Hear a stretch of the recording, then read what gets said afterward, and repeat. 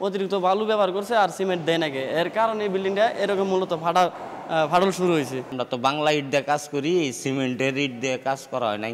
এই স্পর্শকাতর ভবন যাতে টেকসই হয় এবং এই যে ধরনের ফাটল এবং ঝুঁকি সৃষ্টি হয়েছে সেগুলো যাতে না হয়।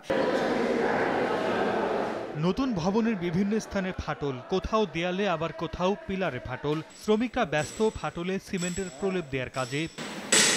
2022 সালের 30 জুন জামালপুর জেনারেল হাসপাতালের নতুন 6তলা ভবনের কাজ শুরু হয়। তমা কনস্ট্রাকশন নামে একটি প্রতিষ্ঠান দরপত্র পেলেও নির্মাণ করে সাব ঠিকাদার স্থানীয় সোহরাব হোসেন বাবুল। 2024 সালের 28 মার্চ ভবনের 2য় তলা নির্মাণ শেষ হলে হাসপাতাল কর্তৃপক্ষের কাছে হস্তান্তর করা হয়। এরপর সেখানে হাসপাতালের এক্স-রে ও ল্যাবরেটরি বিভাগের কাজ শুরু হলেও 2 মাসের মধ্যে দেখা দেয় ফাটল।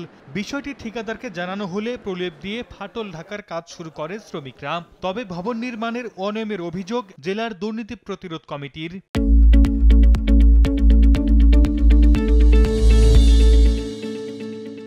যে পরিমাণে এই ফাটা পরিমাণে তাতে বোঝা যায় এই বিল্ডিংটা আসলে বেশি দিন টিকবে না। এই কাজে যে দুর্নীতি এবং অনিয়ম অসঙ্গতি তার ক্ষতচিহ্নগুলো এই ফুটে উঠেছে এই ফাটলগুলোর মধ্য দিয়ে। তবে ফাটলের কারণ অনুসন্ধান ও স্থায়ী সংস্কারের জন্য গণপূর্ত বিভাগকে চিঠি দিয়েছে হাসপাতাল কর্তৃপক্ষ।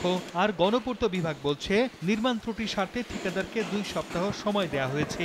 সেই ফাটল কি কারণে এবং পুনরায় রিপেয়ার করার জন্য আমরা গণপূর্তকে চিঠি দিয়েছি। যেহেতু ঠিকাদার এখানে গাফিলতি রয়েছে, ইফেক্ট লায়াবিলিটি পিরিয়ডের আওতায় উক্ত ভবনটির এই ত্রুটি বিচ্যুতি সমূহ ঠিকাদার নিজস্ব খরচে অতি দ্রুত সম্পন্ন করে দিবে। জামালপুর জেনারেল হাসপাতালের নতুন 6তলা ভবন নির্মাণে ব্যয় ধরা হয়েছে 4,97,77,000 টাকা। সময় সংবাদ, জামালপুর।